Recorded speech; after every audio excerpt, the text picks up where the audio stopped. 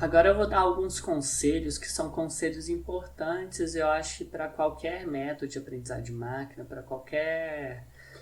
Eu acho que é uma parte muito importante, que isso que define como que você vai desenvolver o teu projeto. Então eu acho que essa parte da aula, eu acho que é a parte mais importante de aprendizagem de máquina, que a gente tem que entender e deixar bem consciente disso. Por isso que eu gosto de fazer esses conselhos. Muitos deles eu já sem querer falei, e são muito importantes para quando a gente está desenvolvendo um projeto que envolve aprendizagem de máquinas. Antes de começar, é interessante entender o que você tem. O que você tem nos seus dados? Seus dados são duplicados, seus dados têm algum erro, tem algum tratamento, qual tratamento você tem que usar? Você tem que fazer uma análise bem boa dos seus dados para entender o que os seus dados são, qual que é a melhor forma de pré-processamento dos seus dados. E aí nisso você consegue tentar entender quais são os melhores indicadores, se vocês forem criar indicadores para uma determinada tarefa. Então entender bem seus dados é a primeira coisa que você tem que fazer. É o que você tem em mãos, quais dados você tem em mão. Então a primeira coisa que você tem que fazer é entender os dados que você tem em mão. Então a primeira coisa que você faz, mesmo que seja uma análise de dados preliminar, é interessante olhar para os seus dados. Às vezes a gente não usa muito isso, muita gente não usa isso, então é muito importante fazer. Outra coisa, você tem que entender exatamente, entendendo seus dados, lendo seus dados, você tem que entender qual tipo de processamento é mais adequado para o dado e método escolhido e para a tarefa. Então você tem que entender que pré-processamento que é seus dados, dado que seus dados são duplicados, dado que seus dados são, às vezes, assim, tem algum erro nele, alguma coisa assim, se os seus dados são mais poluídos ou não. Tem também, por exemplo, a árvore de decisão. Você não precisa se preocupar, por exemplo, em deixar todos os valores entre 0 e 1. E se você quiser fazer um método, como outros métodos de aprendizagem de máquina, que levam muito em consideração plano cartesiano, igual o KNN, que quer ver os vizinhos mais próximos, é muito interessante você normalizar os dados, ou seja, transformar os seus dados entre 0 e 1. Então, dependendo dos seus dados que você tem, do método que você vai ter que fazer um pré-processamento diferente. Muitas vezes, quando você tem que fazer isso, e muitas vezes quando você precisa de um problema, é importantíssimo ler artigos científicos, entender como as pessoas estão resolvendo os problemas. Às vezes as pessoas têm um pouco de preconceito com a academia, principalmente se você está tentando adotar isso para pôr em prática. Mas na questão de aprendizagem de máquina, aonde você vai achar muitos artigos científicos falando que alguém já resolveu o problema que você tem em mãos. Então é muito importante você ver qual o problema que você tem em questão e quais artigos falaram sobre esse problema. Lógico, você tem muitos blogs que às vezes falam sobre isso, mas assim, blog às vezes não tem uma verificabilidade muito boa do texto, a qualidade do texto pode não ser tão padronizada assim. Artigo científico tende a ter uma qualidade melhor por ele geralmente ser mais bem revisado e organizado. E essa questão também de você verificar se um método é melhor que o outro, etc., você vai enxergar muito isso em artigos científicos. Então você quer saber qual que é o meu método melhor para reconhecimento de entidades em texto. Você vai descobrir isso em artigos científicos. E aí você vai lá ver ele, nem sempre ele está muito bem explicado como que ele foi implementado isso. Aí você às vezes vão ter que pesquisar em outros lugares também, mas vocês vão conseguir descobrir quais técnicas que eles usaram, como que eles foram usados, quais tipos de processamento, quais métodos eles usaram. Então é muito bom vocês verem artigos científicos para saber o que tem se usado para resolver o teu problema em questão. Inclusive, será que o teu problema em questão resolve-se com método de aprendizagem de máquina? Ou será que esse problema teu é mais fácil, você consegue resolver ele de uma forma com uma acurácia melhor, alguma coisa assim, usando outro tipo de abordagem que não envolva aprendizagem de máquina? Pode ser. Pode ser que um método de otimização de pesquisa operacional resolva o teu problema melhor. E não tente também, não tá essa dica aqui, mas é importante, não tente resolver um método, um problema com aprendizagem de máquina, sendo que esse problema não se resolve, pode se resolver muito melhor com algo que não seja aprendizagem de máquina. Então, e de forma melhor. Como você sabe isso? Às vezes não fica tão claro, mas às vezes em artigos científicos você consegue descobrir, porque aí você vê o que está sendo feito para resolver esse problema, geralmente.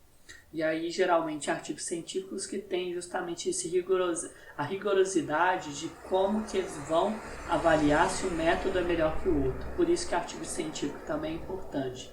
E ainda por isso que às vezes eu falo muito que mestrado não é assim primordial para você aprendizar de máquina, mas você fazer um mestrado para você entender melhor isso, que você vai mais para academia para entender melhor isso, pode ser importante, entendeu? Lógico, você pode aprender isso também, assim, algumas coisas na prática, etc.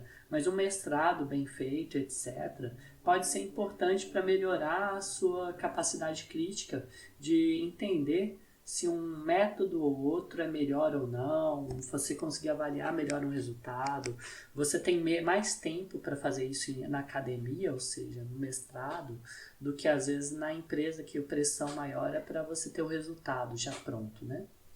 Então, às vezes, é importante você fazer um mestrado e tal. Acho interessante. Não é, digamos, pré-requisito para você aprender de máquina. Eu tenho certeza que muita gente está assistindo aqui. Às vezes, nem graduação pode ter e está entendendo muito bem. E é ótimo isso. Eu acho muito legal isso, democratizar o conhecimento. Mas, às vezes, você especializando mais e fazendo isso, essas coisas, também é muito interessante. E uma coisa muito importante também, vai um pouquinho contra o que eu falei. Não é que vai um pouquinho contra, mas assim, quando você tem um problema, você às vezes quer resolver o teu problema de uma forma assim muito robusta e etc. E já começa querer gastar muito tempo criando um modelo mais robusto ou mais complicado de implementar, um pré-processamento mais complicado de implementar. E digamos assim que muitas vezes a gente gasta muito tempo no pré-processamento dos dados. Tem até uma pesquisa que saiu que falou que 80% do tempo que um profissional de data science gasta é no pré-processamento. Então, assim, o ideal é, antes de tudo, obter muito rápido os primeiros resultados. E aí você faz o modelo, o método bem mais simples possível e rápido para você ter uns resultados. Por que isso? Porque você só vai saber para onde você vai ir depois de você ter os primeiros resultados. Por quê? Que aí você vai saber no teu contexto quais são os problemas, aonde teu método está errando, aonde teu método está acertando, só depois de você ter os resultados. Então é importantíssimo você ter os primeiros resultados rápido. Então a primeira coisa que você faz, ótimo, você pode fazer uma pesquisa inicial para ver quais são os melhores métodos. Você vai fazer olhar os dados para ver quais são os dados que você tem, mas aí na hora da implementação, você tenta fazer da forma mais simples possível a primeira vez para ver o resultado. E depois você vai vendo o que tem, que você pesquisou em artigos ou que as pessoas têm feito também, para ir melhorando esses resultados também mais rápido e de acordo com os resultados que você teve. Isso é muito bom. E lembrando a questão do teste de validação que eu disse para vocês. Mas é bom obter os resultados rápido, porque às vezes, vamos supor, se você gasta muito tempo obtendo resultado e você percebe depois de 6 meses do teu tempo, você percebe que você foi para o caminho errado. É muito ruim. Então é muito melhor se você conseguir, às vezes, em 1 mês, descobrir que esse caminho que eu andei não foi muito bom, não. Agora eu tenho que fazer uns certos ajustes nos meus dados. Teve algum erro aqui, teve algum erro no meu processamento. É muito melhor você pegar isso e fazer isso muito mais rápido. E até melhor, às vezes, assim, se você está fazendo mestrado na área para você mostrar para o teu orientador, ou se você está fazendo isso na prática, na minha empresa, você está mostrando para o teu chefe, você mostrar o resultado muito rápido, que é isso que ele quer ver. Por mais que seja ruim, você fala, eu consegui esse resultado. Então tá tudo, meu pipeline todo já está mais ou menos pronto. E agora, só basta eu fazer os ajustes para descobrir qual que é o melhor. Lembrando, fazer ajustes no conjunto de validação. Nunca usar o teste para isso. Mas aí é muito melhor isso, que você vai fazendo os ajustes e vai tentando melhorar. Então é muito melhor você fazer um resultado, ter um resultado e depois ir fazendo certos ajustes nele. Cuidado com dados duplicados, isso é muito importante e muitas vezes a gente esquece. Porque se você tem dados duplicados, o que vai acontecer? Vamos supor que você fez uma amostra, a amostra é sempre aleatória, eu nem falei muito sobre isso, mas lógico, a amostra é sempre aleatória dos dados. Mas vamos supor que você tinha dados duplicados e você não percebeu isso na fase inicial, por isso que é importante também ver se tem dados duplicados. Você vai ter a mesma instância no treino e na validação. Às vezes, por sorte, esses dados duplicados, você teve uma mesma instância no treino e na validação. O que vai acontecer? Vai ser muito fácil você classificar ele. Por quê? Porque ele foi calculado no treino. Isso aconteceu comigo num exemplo em Twitch. O Twitch a gente nem pensa que tem dados duplicados. Eu fui lá, peguei, a gente foi lá, pegou, fez uma amostra aleatória deles e quis classificar, por exemplo, fazer uma análise de sentimento, ver se esse tweet é bom ou ruim. Aí deu uma acurácia muito boa. Nossa, eu tô classificando cada sentimento muito bom, mas assim, 90%. Mas aí a gente pensa, poxa, classificar sentimento nem sempre a gente tem tanta facilidade. Assim como o meu método de aprendizagem de máquina está acima de 90% de acurácia para classificar sentimentos. A gente esqueceu que existe retweet. O retweet, o que vai acontecer? Vamos supor se eu tenho um tweet no treino e um retweet no teste. Então, se no meu tweet no treino eu tenho um sentimento de positivo, no teste também, na validação, vai ser positivo também. E aí eu estou com um dado duplicado e esse dado é muito fácil. Vai existir na vida real o retweet? Vai. Mas isso eu não preciso de um método de aprendizagem de máquina para classificar um retweet como positivo. É só um if, né? Então não preciso de um método de aprendizado para isso. Então eu removeria isso, os dados duplicados, eu deixaria só um. Então não é interessante você deixar dados duplicados na hora do teu método de aprendizagem de máquina. Lógico, você pode pensar, dessa forma eu posso ver o que acontece na vida real, que na vida real tem tudo retweet, mas assim, eu estou me enganando. Porque às vezes eu estou usando um teste, são dados fáceis. E aí tá bom, se quiser eu posso até deixar, mas eu deixo separado nesse caso do retweet. Mas geralmente você deleta, porque normalmente dado duplicado, nesse caso foi um dado duplicado natural. Mas você pode ter tido um dado duplicado que não é tão natural assim, foi um erro. E aí é pior ainda, porque aí não tem significado nenhum, o dado está duplicado, é um dado muito fácil, e aí você não consegue avaliar de uma forma fácil. E aí e também tem uma coisa interessante, um pouquinho mais na parte de avaliação, se você descobre um conjunto de dados que são muito fáceis de serem classificados, é legal você separar os dados fáceis e os difíceis. Por exemplo, retweets são dados fáceis. Eu quero mostrar que retweets eu consigo 100% da minha acurácia, que é muito fácil classificar, e eu separar o dos dados que não são retweets. Eu separo os dois, mostro minha acurácia com retweets 100% e a minha acurácia com meus dados que não são fáceis. Esse negócio de dados fáceis e difíceis, em contexto ou outro, você pode ter outras características que definem um dado fácil. Então, por exemplo, na Wikipedia, você tem artigos rascunhos que são muito fáceis de serem classificados. Então, é interessante você separar os dados rascunhos na hora de fazer uma análise. Então, você tem que tomar muito cuidado com dados duplicados e aí você consegue, às vezes, separar também dados simples e difíceis. Também é bem interessante, é muito legal para análise.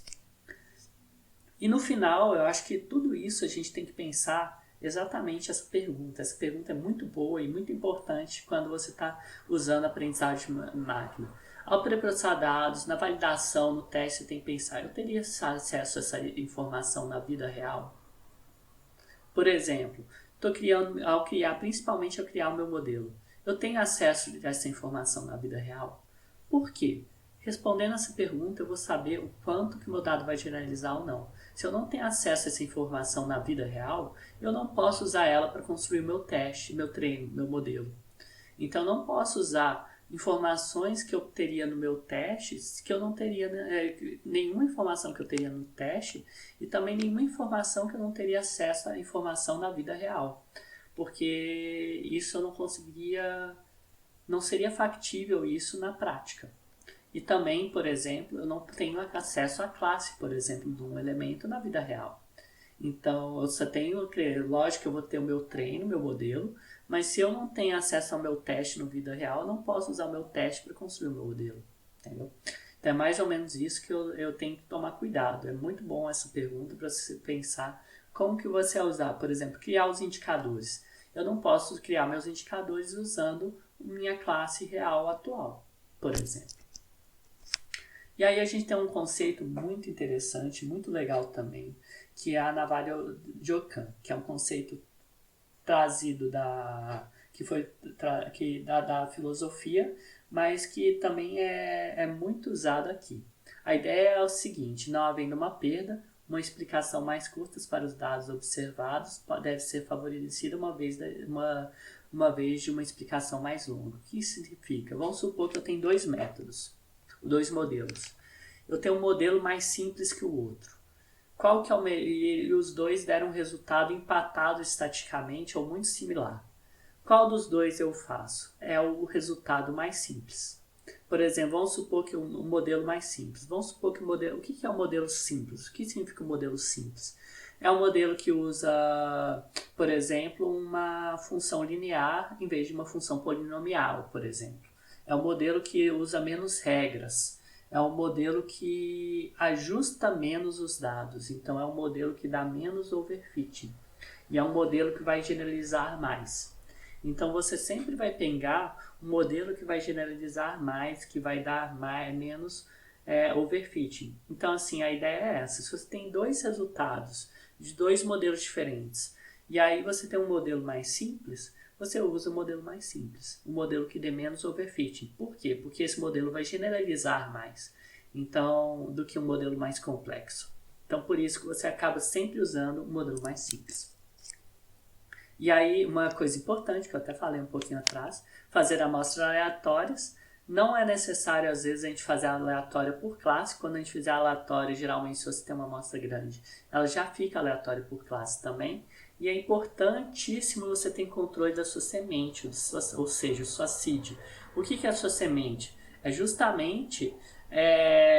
por quê? Porque quando você quer rodar um resultado, você fizer uma amostra aleatória, ou você tem outras questões aleatórias no seu próprio método, se você não ter controle da semente, ou seja, do valor que é usado no computador para produzir a amostra aleatória, se você não tem controle da sua semente, o valor aleatório vai ser sempre diferente. Ou seja, as amostras vão ser sempre diferentes, o resultado vai ser sempre diferente. Se você mantém a seed ou a semente constante, o resultado vai ser o mesmo, porque você vai fazer sempre a mesma amostra aleatória, sempre os mesmos valores aleatórios. Então o valor tem que ser aleatório, porém tem que se manter o mesmo ao longo da sua experimentação para que o resultado não mude porque você usou uma amostra aleatória diferente numa outra execução, por exemplo, ou se o seu método tem algum parâmetro aleatório e por causa da sua semente ele mudou. A gente usa muito uma semente aleatória, uma semente em qualquer método por exemplo, Deep Learning que a gente vai falar, a gente acabou não usando nenhum método aqui que usa algo aleatório ainda, mas a gente vai usar também. E uma coisa interessante é que o teste de validação deve possuir a mesma distribuição e ela deve ser mais similar possível com a vida real. O que é distribuição? É que ela tem que ser, por exemplo, se você usou dados, se tua vida real você está querendo classificar imagens e as imagens são provenientes de celular, você não pode pôr no teste de validação imagens provenientes de câmeras de altíssima resolução e com um foco excelente, tirados por profissionais, já que teu teste de validação e a tua vida real, você quer classificar gatinhos tirados por pessoas na vida real, que não necessariamente são profissionais, então, por fotógrafos profissionais. Então, e vai errar o foco, vai fazer alguma coisa, vai ter algum ruído, não sei o que. Então, a distribuição dos dados é justamente isso. São o quão os dados, não é que são similares, mas eles são provenientes de uma mesma fonte, similares, né? De certa forma, a distribuição deles seja similar, né? E aí o interessante, para comparar métodos, usar teste estatístico e usar sempre as mesmas partições. O bom de usar as mesmas partições é porque na estatística você consegue usar testes pareados. Então usar as mesmas partições para os dados, ao comparar vários métodos, é muito legal. Então você usou 5 folds, você dividiu de uma determinada forma, você usa a mesma divisão para todos os métodos. E aí você garante que cada fold você tem os mesmos dados no teste. Isso é muito legal. E os mesmos dados na validação. Então é muito legal. E durante a avaliação usar apenas uma métrica para cada objetivo. Vocês viram que você tem a macro F1, micro F1, acurácia. Você tem várias métricas. E às vezes é difícil de escolher uma. Mas aí você pensa no seu objetivo, pensa no teu problema. E aí você define uma métrica só. Por que uma métrica só? Porque igual vocês viram na validação, você precisa de uma métrica e aí fica muito mais fácil identificar qual que é o melhor ou pior dado essa métrica. Quando você começa a usar várias métricas, você acaba se confundindo, às vezes tem mais dificuldade de escolher qual que é o melhor. E geralmente você tem que pensar o teu objetivo, qual que é a melhor métrica e usar só uma métrica.